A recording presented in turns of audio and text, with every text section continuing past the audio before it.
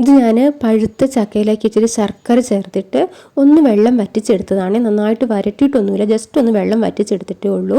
ഇനി ഒരു പാത്രത്തിലേക്ക് നമുക്ക് ഒരു 1.25 കപ്പോളം വറുത്ത അരിപ്പൊടി, നല്ല ഫൈനായിട്ടുള്ള അരിപ്പൊടി ചേർത്ത് കൊടുക്കാം.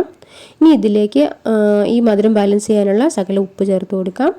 ഒരു 1.5 ടീസ്പൂണോളം ഏലക്കാപ്പൊടിയും ഒരു 2 ടീസ്പൂണിൻ്റെ മുകളിൽ ജീരകപ്പൊടിയും കൂടി ചേർത്തിട്ടൊന്ന് മിക്സ് ചെയ്തിട്ട് എടുക്കാം. ഈ അരിപ്പൊടിയിലേക്ക് ഇതെല്ലാം കൂടി ചേർത്തിട്ട് എല്ലാം ഒരേപോലെ ഒന്നായി കിട്ടാൻ വേണ്ടിയിട്ടാണ് കേട്ടോ. ഇനി നമ്മൾ പിന്നെ വെള്ളം വറ്റിച്ച് വെച്ചേക്കുന്ന ചക്ക അതൊന്ന് ചേർത്ത് കൊടുക്കാം. ചക്ക നന്നായിട്ട് ചേർക്കാം, ഒരുപാട് കൂടി പോവണ്ട, എന്നാലും ചക്കയുടെ ടേസ്റ്റാണ് മുന്നോട്ട് നിൽക്കേണ്ടത് കേട്ടോ.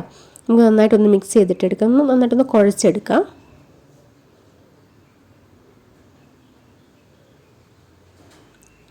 ഈ ചക്ക നമ്മൾ പെട്ടെന്ന് എടുക്കുന്നത് കൊണ്ടാണ് കേട്ടോ ഇങ്ങനെ ഒരുപാട് അങ്ങ് വരട്ടി വെക്കാത്തത്. 1-2 ദിവസം കൊണ്ടൊക്കെ എടുക്കാൻ പറ്റുന്നത്, കൂടിപ്പോയാൽ ഒരാഴ്ച. നന്നായി കുറേ ദിവസം വെക്കണമെങ്കിൽ നമുക്ക് നന്നായിട്ട് വരട്ടി നെയ്യൊക്കെ ചേർത്ത് നന്നായിട്ട് വരട്ടി വെള്ളം വറ്റിച്ചെടുക്കണം കേട്ടോ. നന്നായിട്ടൊന്ന് വറ്റിച്ചെടുക്കണം. ഇനി നമുക്കിതിലേക്ക് തേങ്ങ ചേർക്കണം. തേങ്ങ നന്നായിട്ട് ചേർക്കുന്നതനുസരിച്ച് നല്ല ടേസ്റ്റാണ്. തേങ്ങ ഉള്ളവരാണെങ്കിൽ നന്നായിട്ട് ചേർക്കാം, ഇല്ലാത്തവർ അതനുസരിച്ച് 1-2 കപ്പ് ചേർത്ത് കൊടുക്കാവുന്നതാണ് കേട്ടോ. എല്ലാം കൂടി നമുക്ക് നന്നായിട്ട് ഒന്നും കൂടി ഒന്ന് കുഴച്ചെടുക്കാം. അരിപ്പൊടിയുടെ അളവ് ഒത്തിരി കൂടിപ്പോവേണ്ട, ചക്കയുടെ അളവായിരിക്കണം കൂടുതലായിട്ട് നിൽക്കേണ്ടത് കേട്ടോ.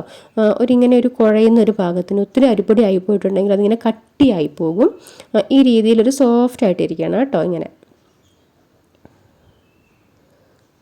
ഇത് നമ്മൾ ഉണ്ടാക്കുന്നത് എടനയിലയിലാണ്. ഇതിന് എടനയപ്പം എന്ന് പറയും, അതിൽ കുമ്പിളപ്പം എന്ന് പറയും. നമ്മൾ എടനയിലയും കൂടി ഇങ്ങനെ കുമ്പിൾ കുത്തിയെടുക്കുകയാട്ടോ ചെയ്യുന്നത്. ഈ താഴ്ഭാഗം ഇങ്ങനെ വളച്ച ഉള്ളിലേക്ക് വെക്കണം. അപ്പോൾ താഴ്ഭാഗത്ത് ഇങ്ങനെ ഒരു കുമ്പിൾ പോലെ വരും. ഇനി അതിൻ്റെ ഉള്ളിലേക്ക് നമുക്ക് ഈ ചക്കയുടെ മിക്സ് എടുത്തിട്ട് ഒന്നിങ്ങനെ കുമ്പിൾ കുത്തിക്കൊണ്ട് ഉള്ളിലേക്ക് നന്നായിട്ട് ഇങ്ങനെ ഫില്ല് ചെയ്ത് കൊടുക്കാം കേട്ടോ.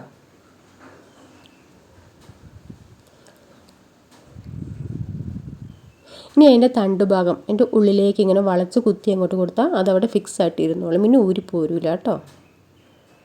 ഈ രീതിയിലാണ് നമുക്ക് ചെയ്തെടുക്കേണ്ടത്. എടനയില വഴനയില എന്നൊക്കെ പറയും.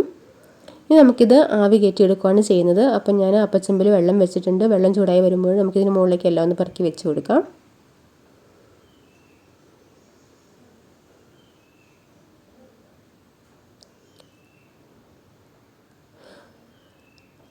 ഒരു 20-25 മിനിറ്റ് ആവി കയറി വരുമ്പോഴത്തേനും നമുക്കിത് ഒന്ന് വെന്ത് കിട്ടുന്നതാണ്. നമുക്ക് മൂടി വെച്ച് വേവിച്ചെടുക്കാം.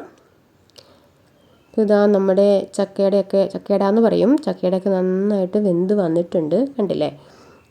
ഇത്രയേ ഉള്ളൂ, വളരെ സിമ്പിളാണ്. അപ്പോൾ എല്ലാവരും ഉണ്ടാക്കി നോക്കണം കേട്ടോ. പറ്റുന്നവർക്ക് ഉണ്ടാക്കി നോക്കിയിട്ട് അഭിപ്രായങ്ങളൊക്കെ ഒന്ന് അറിയിക്കണേ.